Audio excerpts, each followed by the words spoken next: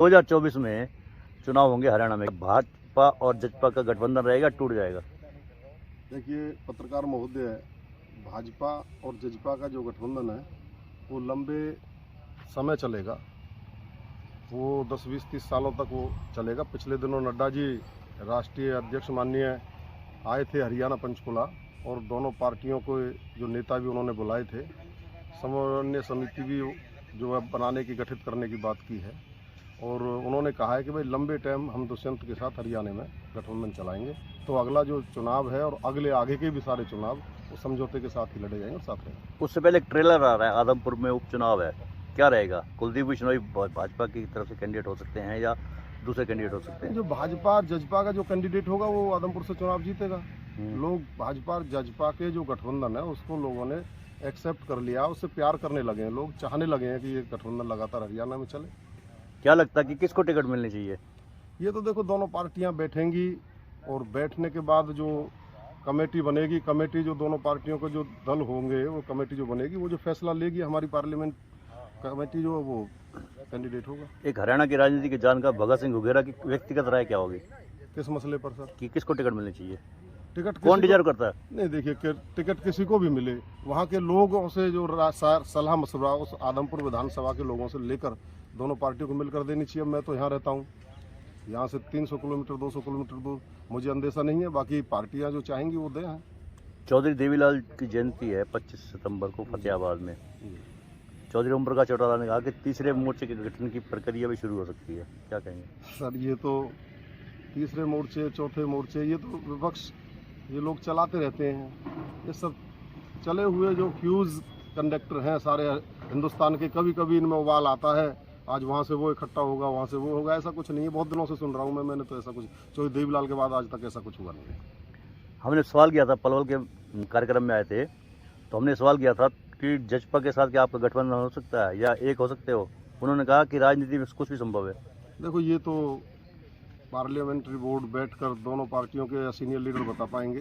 राजनीति में संभव तो कुछ नहीं होता, मैं भी ये मानता हूँ, लेकिन वो दोनों पार्टियां बैठेंगी या नहीं बैठेंगी, क्या करना, हमारे सीनियर लोग जो माननीय राष्ट्रीय अध्यक्ष हैं अजय चौटाला जी, दुष्यंत जी, दिग्विजय जी और सारे सीनियर लीडर वो मिलकर वही इस बात का जवाब दे सकते हैं। 25 सितंबर को काफ़ी लोग शामिल होंगे, एच.डी. देवेगौड़ा शामिल होंगे, ममता बनर्जी भी आ सकते हैं, नीतीश कुमार भी आ सकते हैं, तो जजपा के दुष्यंत चौटाला भी जा सकते हैं क्या?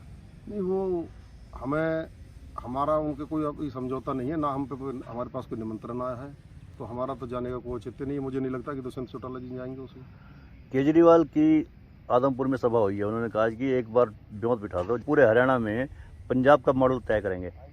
देखिए पंजाब के हालात बहुत ख़राब हैं।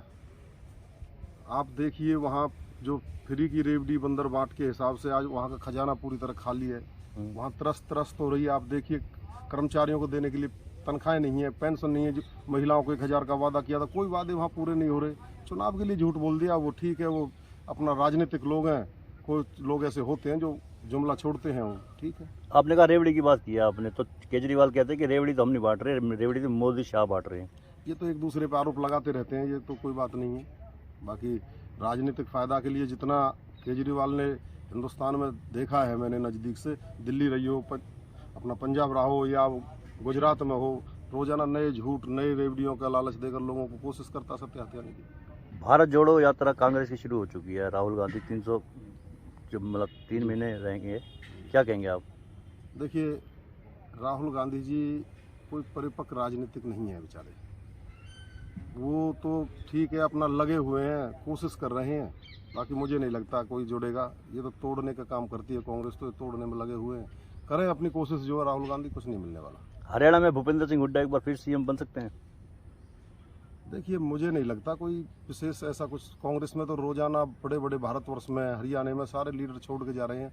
मुझे नहीं लगता कि ऐसा कुछ सरकार हरियाणा में कांग्रेस की बन सकती है। केंद्रीय मंत्री कृष्णपाल गुर्जर ने कहा कि वो हरियाणा में भाजपा की तीसरी बार सरकार बनेगी, केंद्र में मोदी फिर से पीएम बनेंगे और फरीदाबाद में आपका ये भाई कृष्णपाल गुर्जर फिर से एमपी बनेगा। देखिए अगर हरियाणा में समझौता रहा दुष्यंत चौटाला जी का, जजपा और भाजपा का, तो मुझे नहीं लगता कि तीसरी बार भी सरकार बनेगी। बिल्कुल पूरी तरह से मुझे उम्मीद है सरकार बनेगी पूरी तरह से।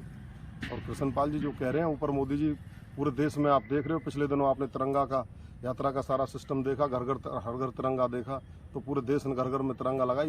यो मोदी जी की बात को आज सारा देश मान रहा हूँ, नेता मान रहा लोग, भारतवर्ष के लोग, और फिर सरकार मोदी जी की बनेगी तीसरी बार। अच्छा, आज लोग महंगाई से त्रस्त है, कैश फ्लो कम हो गया है, लोगों की जेब में पैसा नहीं रहा है। नहीं, ऐसा कुछ नहीं है। आप देखिए यहीं हमारे सेक्टर 2 हुड्डा में रोजाना नई चिनाइयाँ चल रही हैं, लोगों में पैसे हैं खर्च करने, ठीक है। ये तो एक पहले से सिस्टम चल रहा है। कुछ लोग इस देश में गरीब हैं, कुछ मध्यम वर्ग के हैं, कुछ अमीर हैं, तो पहले जब से सृष्टि बनी है जब से चल रहा है।